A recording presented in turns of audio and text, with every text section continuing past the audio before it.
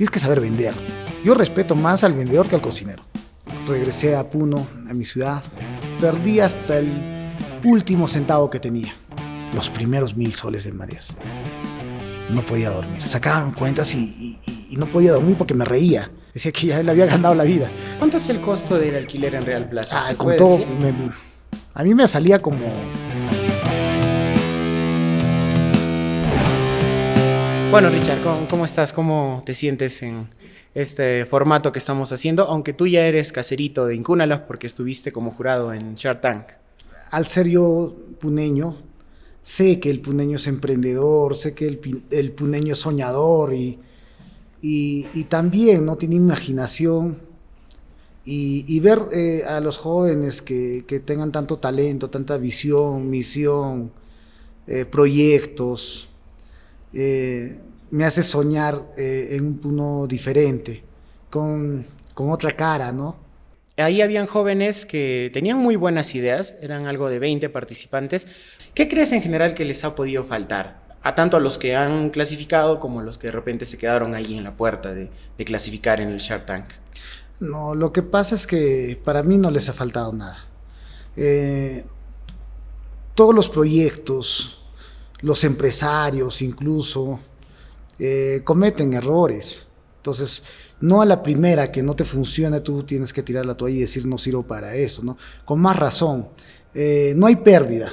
Yo creo que hay experiencia, hay ganancia atrás de eso. Entonces, yo creo que van a pulir más sus ideas, sus proyectos, y puede ser mejor incluso, ¿no? Me gustaría saber cómo inicias cómo has tenido el primer acercamiento con el tema empresarial, de repente desde niño, por influencia de tu familia. En los tiempos que yo salí del colegio, lo más seguro era que tú estudies y trabajes.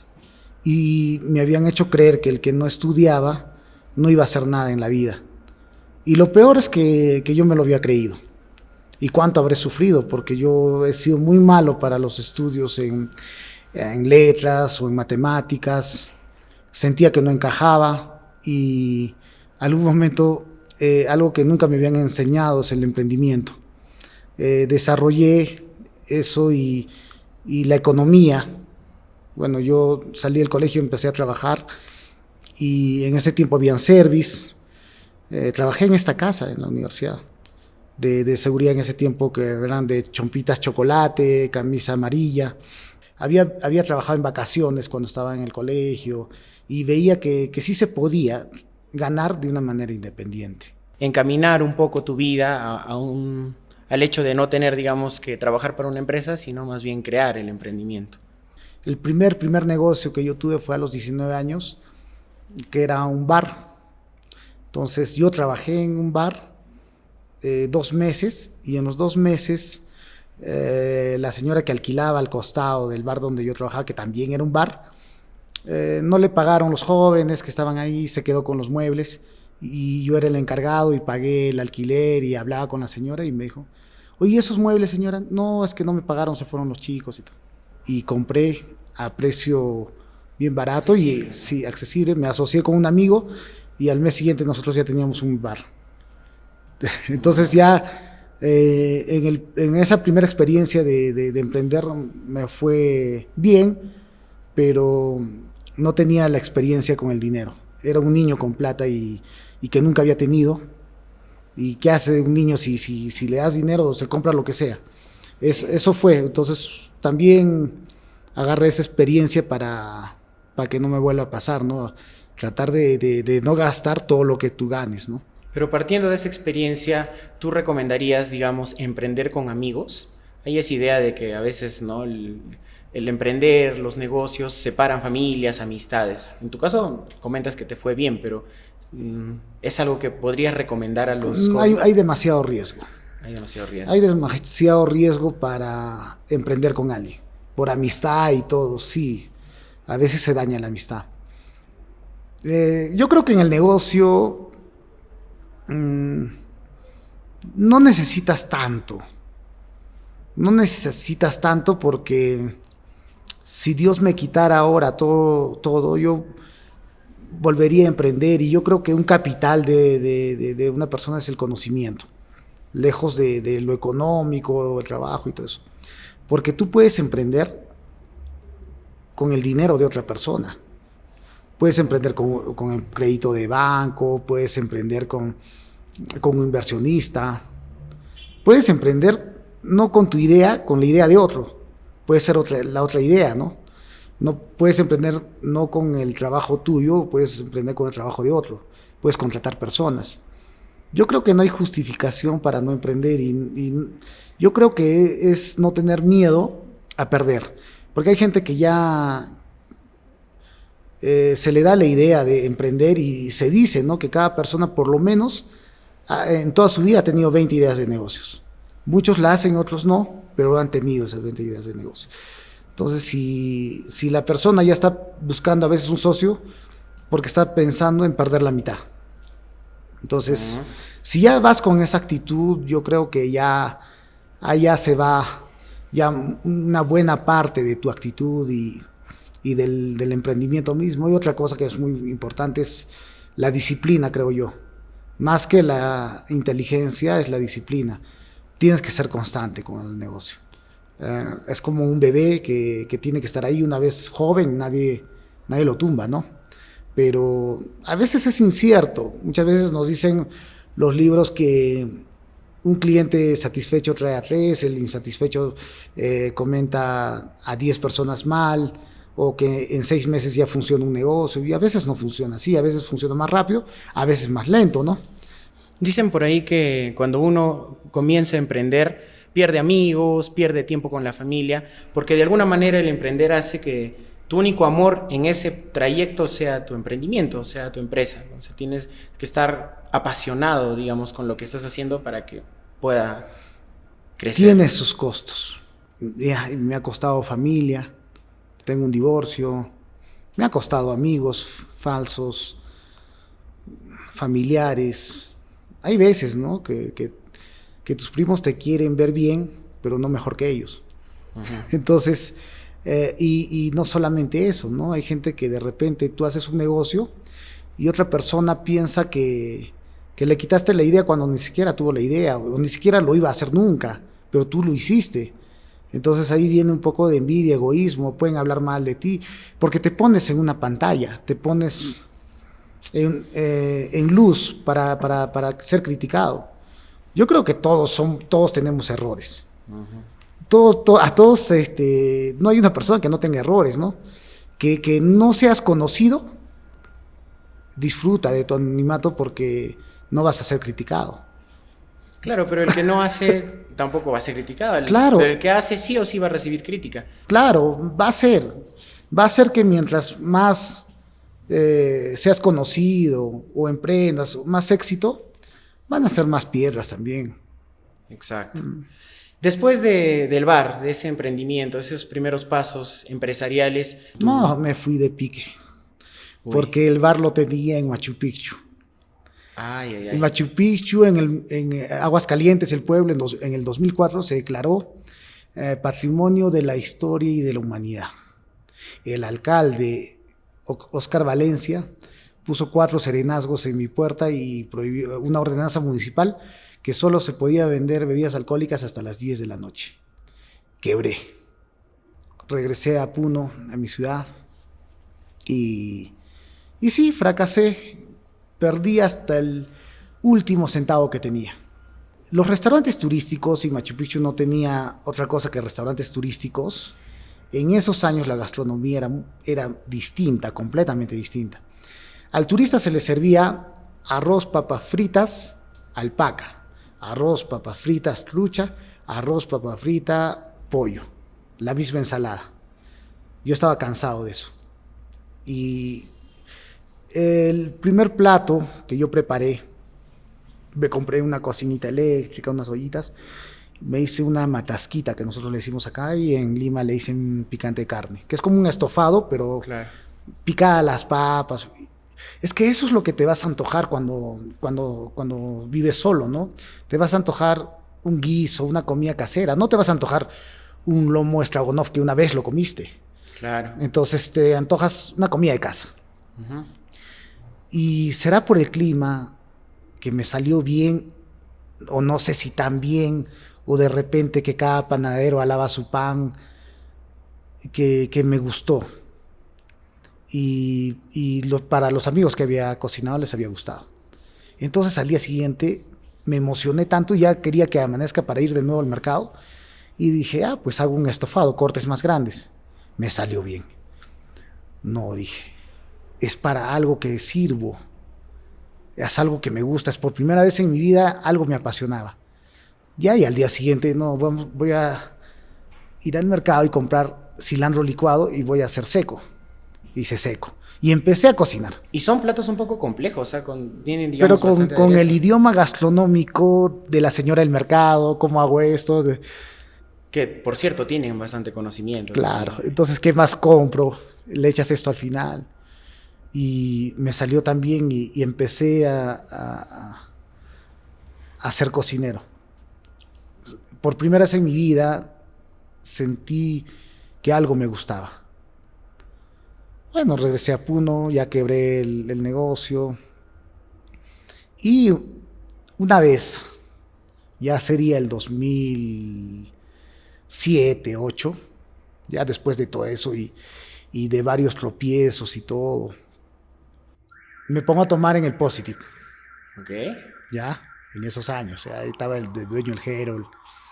Ya, y yo prefería tomar un vaso antes que una jarra. Ya. Pero en el Positive. Entonces, en esos tiempos, ya ponte que yo tendría 22 años. Todavía muy 23 joven, años. ¿eh?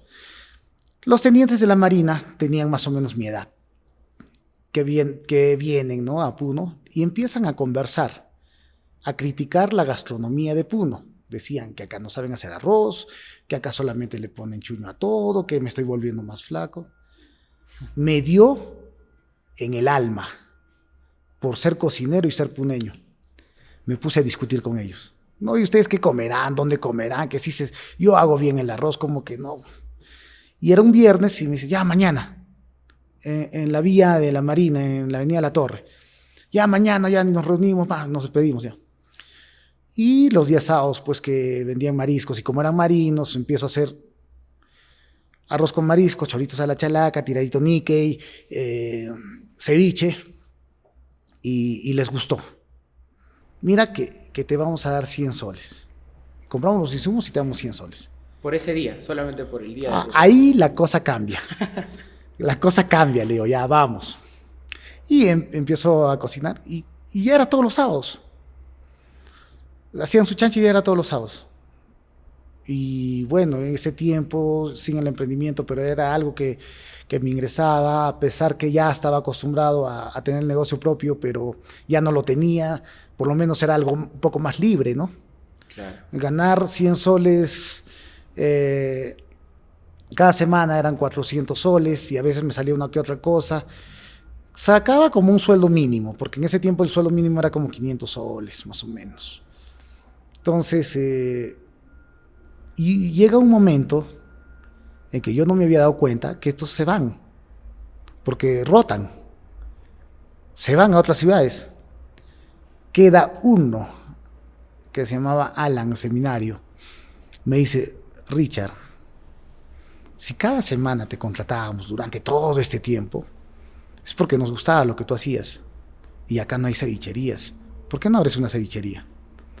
Y ahí recién prendí el foco bien y dije, no, sí, ¿no? ¿Y por qué no abro una cevichería? ¿Ese es el inicio? Ese es el inicio de Mareas. Inició con el nombre Mareas también. No. Justo para eso, el padrino de mi hermana, uno de los mejores amigos de mi papá, tenía una propiedad, o tiene una propiedad en donde es la puerta de emergencias del hospital, donde hay las funerarias.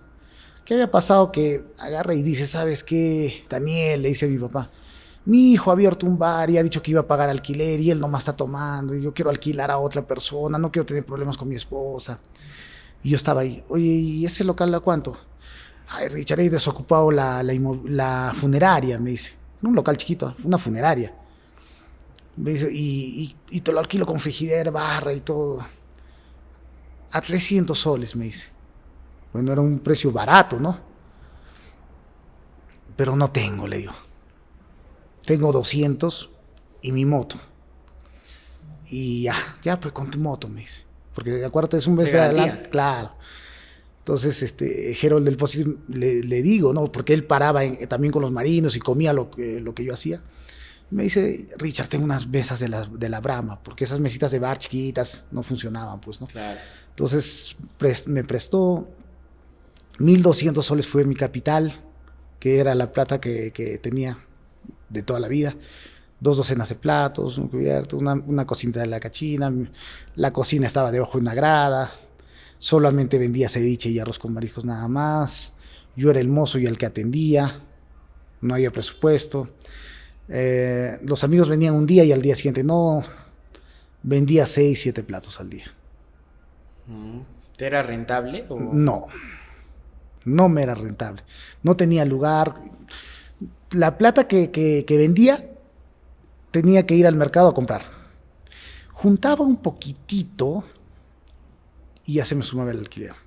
Juntaba un poquitito y ya venía el gas, ya la luz, el agua. No me había comprado ropa en todo ese tiempo. Vivía en un cuarto alquilado de 100 soles en la calle Ilave. Pasaba todos los días por la calle Cajamarca para ir a mi cuarto porque ese local era frígido y yo vendía hasta las 3 de la tarde. Solamente, como decir, 10 de la mañana y algo de almuerzo. 6, 7, 8 platos. Mi ceviche valía 5 y mi combinado 8. Pasaba por el local que es el Mareas ahora. Actualmente. Sí, se llamaba Ichuasi. Vendían fricasé y chicharrón. Pero más era para que tomen los abogados. Era un canchoncito. Pero como yo pasaba y no me atreví nunca a entrar a tomar una gaseosa, pero lo codiciaba, pasaba lento y mirando. Este local no es para esto es para una cevichería.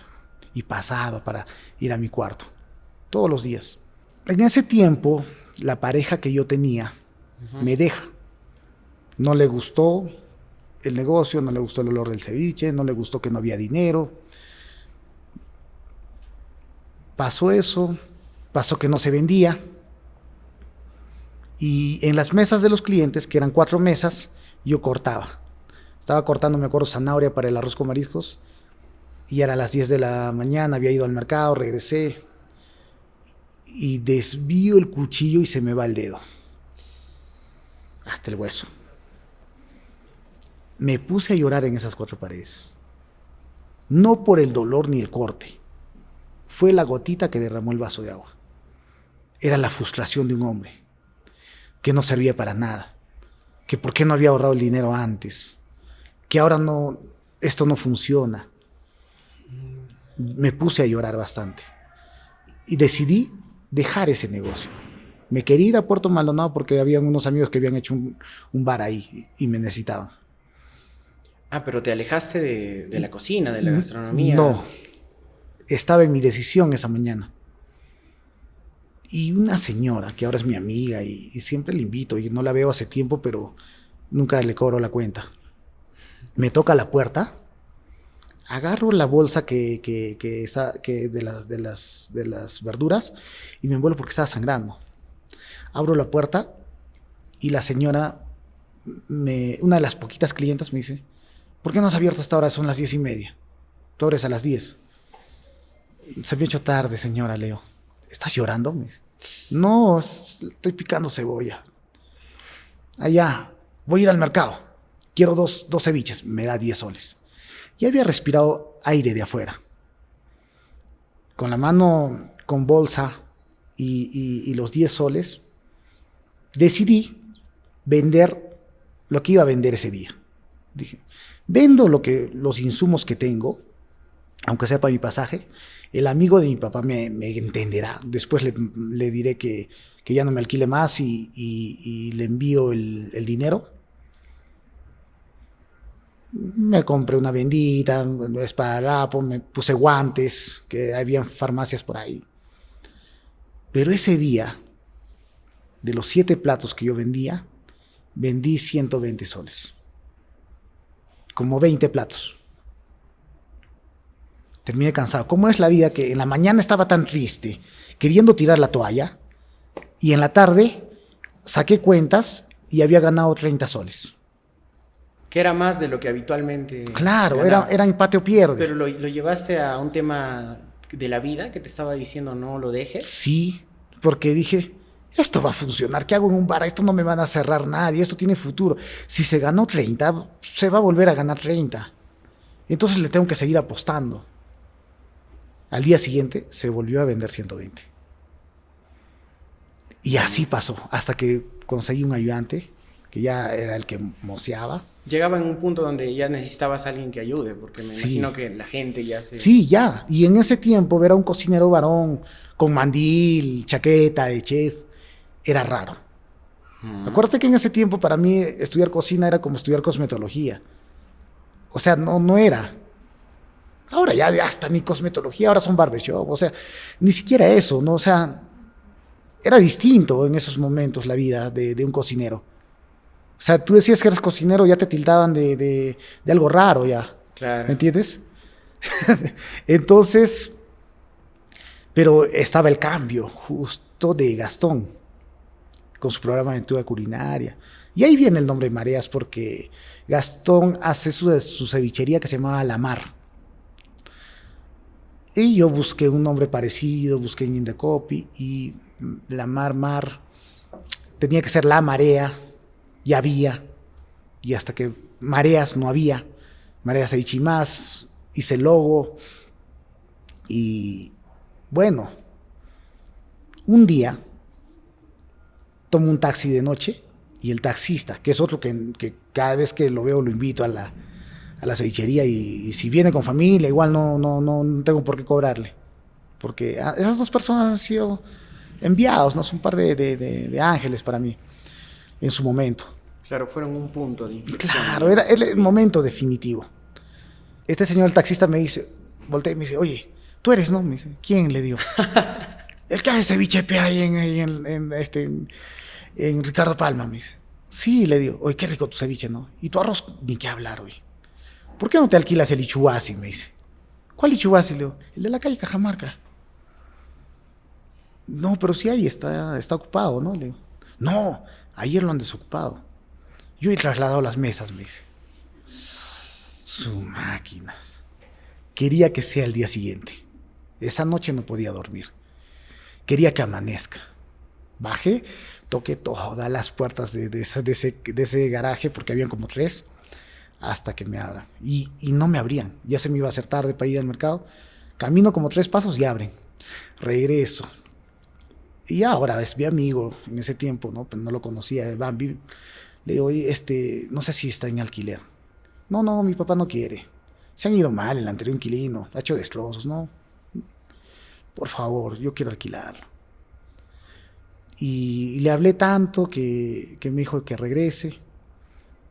Me alquilaron la primera partecita, o sea, el primer piso, la primera parte. Los que conocen Mareas conocen la primera parte de 12 mesas, que para mí era enorme. Entonces, trabajé ahí, porque la cevichería cerraba a las 3, me iba, echaba arena al piso, como cascajo, esteras, todo con el mínimo presupuesto. Igual el costo, me imagino, del alquiler era un poco más que lo que estabas pagando en primer claro, local. hablemos de 1,100. Claro, pero más. No, pues, pero valía. Claro. Cuando yo estaba ahí, había mucha gente que venía y tocaba la puerta y decir que si estaba en alquiler. Otros lo querían para cantina, chicharronería, no sé. Pero ya estaba alquilado. Entonces, la cevichería vendía lo mismo que vendía abajo, 300 soles, ya me había trasladado. Pero una vez, que tampoco me quitó el sueño, fue cuando se vendió 1,000 soles. Los primeros 1,000 soles de Mareas. No podía dormir. Sacaban cuentas y no podía dormir porque me reía. Decía que ya le había ganado la vida. Que toda la vida iba a ser así. O sea. Bueno, y así empezó, se agrandó más, me alquilaron más. Al vecino, ya el techo del vecino, y se agrandó, y ahora son 70 mesas. En un día la madre se ha llegado a vender 24,000. Entonces ya, o sea, funcionó, ¿no? Funcionó al final. Claro, los que somos consumidores de mareas hemos visto ese crecimiento también. Yo me acuerdo de hace años cuando todavía estaba en el colegio, en la universidad, y desde que era solamente el primer piso, cómo se ha ido ampliando, ¿no? Ahora ya es grande y tiene por varios espacios en el segundo piso, pero ha ido creciendo poco a poco. Y la proyección de mareas es quedarse ahí o estás pensando de repente ya No, tener otro? tiene que crecer. Pero crecer en el sentido de ampliar ese local o de repente vas a buscar ya otras sucursales. Me acuerdo también que estuvo en Juliaca un Ya en el tiempo. Real Plaza, sí. En Ujú. pandemia, pasó pandemia, Exacto. quebramos muchos negocios. La calle Lima se quedó con varios restaurantes quebrados, ¿no? Porque sabes que los restaurantes formales son los que tienen que tener una venta fija por sus costos y todo, ¿no? Sus planillas y todo. Bueno, Real Plaza, cuando fue pandemia, terminé con un alquiler de 70.000 soles en deuda y de no haber atendido. Pese que se negoció y se bajó, pero habían costos fijos, guardianía y cosas así que decidí cerrar, pues, ¿no? Porque era muy alto el seguir ahí. ¿Cuánto es el costo del alquiler en Real Plaza? Ah, ¿Se con puede todo, decir? a mí me salía como 18.000 soles. 18.000 soles, que era un espacio en el patio de comidas. Me acuerdo que era el Sí, primero. Ahora creo que está otra empresa, Popeyes, creo. claro. Entonces, sí, pues, bueno, también ves que en un patio de comidas, 4 personas amontonadas piensan que está full, pero en un restaurante 4 personas es una mesa, Claro. ¿entiendes? O sea, ahí cambia un poco. ¿Tú qué recomendaciones le podrías dar desde tu experiencia como empresario a los jóvenes que quieren iniciar en el emprendimiento en Puno? Primero, tenemos que ver a qué cliente vamos. Ya. Vamos a ver que los gustos son distintos, ¿no? Estando en un solo país, el gusto del de la costa con el gusto del de la sierra o el de la selva o de la persona de tez blanca o de tez morena es distinta, no solamente en la manera de comer, en todo, hasta en la manera de vestirse. Entonces vamos a qué público vamos. Y dentro de ese público también vamos a ver a qué edades vas, porque ahí también cambia. Los niños, adultos o tercera edad, ¿no? Se dice que el público que más consume son de 25 a 35 años, ¿no? Eh, bueno, la recomendación sería hacer algo que te guste, primero. Que no veas como una chamba o un sacrificio, que te apasione. Y que seas muy disciplinado, que seas perseverante. Acuérdate que si yo hubiera soltado el negocio en ese momento que sentí que no funcionaba, no sería la historia que estaríamos contando. Entonces, hay momentos que va a haber difíciles, pero ser consecuente creo que es importante, ¿no? Y creer, apostar por algo. Y yendo un poco al rubro que tú desempeñas, que es la gastronomía, la comida, qué es lo que más le gusta a los puneños? Yo creo que las personas de Puno son cevicheros, les gusta mucho el ceviche, ¿no? Por eso hay tantas cevicherías, hasta carretillas, ¿no? Si ahorita caminamos hay mucha cevichería. Y la cevichería, nosotros en el Perú hacemos distintos ceviches. Costa, sierra y selva, hacemos ceviches y en la misma costa, en el mismo norte, cada ciudad hace distintos ceviches, más, cada persona hace un distinto ceviche. Entonces, el peruano es cevichero en realidad. Hace poco vi un comentario de los de H&H y decían, ¿cómo que en Puno no creo que se coma ceviche? Si supieran que en el 2014 el ceviche de trucha, que es un producto de calidad, la trucha, porque en otros sitios lo usan como salmón, ganó en el puesto 1 el 2014 en Mistura, por el comercio. Entonces, y se puso abajo el Berico de Fidel, Sonia y todos.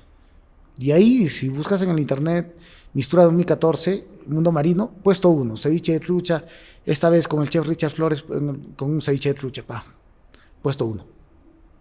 Ahí es cuando primera vez vi a Gastón, vino al stand a ver, ¿no? Porque también vino en la prensa y decía como un chico que no pertenece a la costa y no hay producto de mar y pueda ganar el puesto uno. La única respuesta que yo tenía era que también somos peruanos y tenemos un producto de calidad y comemos ceviche también, ¿no? Bueno, nosotros en realidad los peruanos nos apasiona mucho la gastronomía, nuestra comida. Imagínate, Piero, que nosotros estamos orgullosos de la gastronomía. Si haces una encuesta, eh, estamos más orgullosos de la gastronomía que del fútbol. ¿Entiendes? O sea, para nosotros nos mueve la gastronomía. Cada peruano es cocinero, neto. Desde inicios, de acá del lago que sale Manco Cápac y Mamaogio, a empezar, ¿no? La gastronomía, y desde los incas, por ejemplo, Ayarcachi, que cachi significa sal, ayarucho, que significa rocoto, picante. Entonces, ahí, o maíz. Entonces, ahí nomás nosotros tenemos la gastronomía, la cultura moche, los primeros dominantes del mar peruano, y hacían ceviches, macerados en chicha de jora, con un zumo de tumbo. Cada plato gastronómico tiene historia, como la causa, que mujeres de Lima bajan a la frontera de Tacna para comer papa machacada con pescado. Claro, de ahí el nombre, ¿no? Que era por la causa. Claro, para luchar por la causa. O cada plato, nosotros cocinamos hasta para los muertos. Exacto. Y podemos vender comida hasta, o sea, ¿qué hace? Como dice Rodolfo Tafur, ¿por qué el peruano cocina tan rico? Y le podemos poner nombres de todo. O sea, ¿en qué sitio podría comerse un marciano? O un monstruo, un monstruito. ¿Entiendes? O sea, pero ahí estamos, ¿no? Con la gastronomía que nos une a nosotros en realidad. Que hemos heredado también, ¿no? Porque tenemos una herencia de productos, de preparaciones que justo mencionabas, muy interesante, y con el pasar de los años también ha evolucionado, ha tenido influencias de otros países, como la misma comida china, que también tiene acá gran influencia en nuestra comida. Entonces, ha ido evolucionando y sigue evolucionando también. Claro, nosotros desde todo el tiempo, los españoles traen algo, los italianos traen algo, los esclavos chinos mismos, llegan insumos y se van mezclando técnicas gastronómicas. Y bueno, nosotros heredamos también, y en crisis son donde más platos aparecen. En los 80, que teníamos más crisis, son donde más platos aparecieron. Donde, por ejemplo, en pandemia, todo el tiempo la gente cocinaba. Es donde más han cocinado. Y la necesidad de nosotros nos hace a veces aferrarnos a un plato de comida, a una pollada, o sea, ayudarnos. A veces nos aferramos a un ceviche cuando no tenemos nada y emprendemos. Claro, en Perú la comida, el almuerzo es más que ingerir alimentos, ¿no? Es parte de nuestra cultura, es hasta casi un ritual. Por ejemplo, en el mundo andino, para la hora de la comida es el fiambre, ¿no? Y en el fiambre, en el cocahui, no solo comer, sino es compartir. Es el compartir donde en ese momento todos somos una familia. Claro, sí, o sea, nosotros en nuestra gastronomía está compartir. Igual pasa en todo el Perú, en la Pachamanca, en todo ello. Y nosotros somos distintos, en realidad. Nosotros podemos estar almorzando un sábado y hablando que vamos a almorzar el domingo, cosa que en otros sitios no pasa. ¿Me entiendes? Nosotros no podemos comer lo mismo. Nosotros, nuestro desayuno no es todos los días café con huevos. O sea, nosotros desayunamos platos gastronómicos. En otros países incluso se cocina una vez y comen 4 días. Exacto. Congelan, refrigeran, no les importa mucho. Pero nosotros le damos mucho valor a la gastronomía. Porque se escucha, ¿no? Se dice, no, si vas a tener un negocio, que sea de comida, porque en comida no hay pierde. No sé cuánto de cierto haya de eso, pero también resalta que nosotros le damos una gran importancia a la comida. Claro, es que acuérdate que nosotros somos máquinas, pero si tú tienes un carro y no le echas combustible una semana y cuando lo uses vas a echarle, normal, pero nosotros trabajemos o no vamos a tener que comer. Entonces, bueno, en la gastronomía, en los restaurantes a veces también se pierde porque son productos predecibles, ¿no? Si es que no funciona. Por eso es que yo respeto más al vendedor que al cocinero. Yo creo que, bueno, hablando de Gastón, no creo que sea el mejor cocinero del Perú. Debe haber muchos talentos mejores, pero es el que vende. Claro, hay un poco ahí de marketing, claro, de todo. Claro, hay que saber vender también, por eso es el emprendedor. Tienes que saber vender. Yo respeto más al vendedor que al cocinero. Mi abuela cocina muy rico, ya, pero que venda. Es lo difícil. Tú que has conocido a Gastón, por ejemplo, me imagino que también te ha dejado algo de... Sí. Pata es muy inteligente. Es mucho para sorprenderte. Conozco incluso al círculo de ellos y el círculo de ellos son muy hábiles. Lo que existe son oportunidades. Como uno diría, ¿no? Que las oportunidades, pero tú tienes que estar preparado. Tuvo suerte este futbolista cuando le tocó justo frente al arco la pelota. Hizo gol. Pero ese futbolista ha estado preparado para hacer ese gol, porque si a mí me pasa eso, yo no lo hago. Son oportunidades, todos tenemos, pero hay que estar preparados para eso. Por eso es que te digo, el conocimiento también es un capital importante. Aprender. Pues digo, o sea, si voy a ser un mozo, quiero ser el mejor mozo. O donde me meta, quiero aprender más. Palpar más eso, ¿no? Alimentarme. ¿Qué otros proyectos también tienes ahora? Incursionas en otras áreas empresariales? Tengo una pizzería, señor Pizza, que no le he querido vincular mucho con Mareas porque quería el orgullo de decir que esto funcione sin vincularlo. Ya hace años y funciona muy bien. Trabajamos con masa madre, tenemos unas ventas buenas.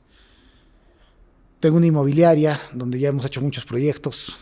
También es otro mundo, también hasta me ha llevado hasta problemas, pero ahí estamos. Cada negocio es distinto.